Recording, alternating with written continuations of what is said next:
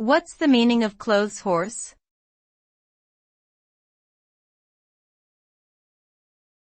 Clothes horse.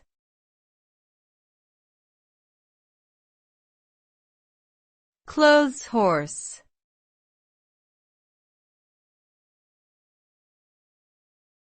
Clothes horse.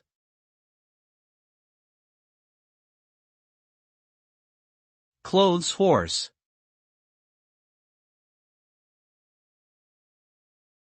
A clothes horse refers to a person who loves to dress up and has an excessive amount of clothing.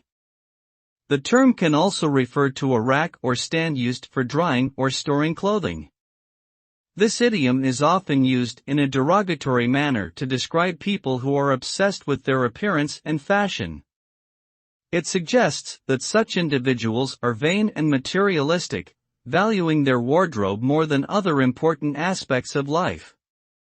Overall, the term clothes horse carries negative connotations and implies a lack of substance or depth in a person's character.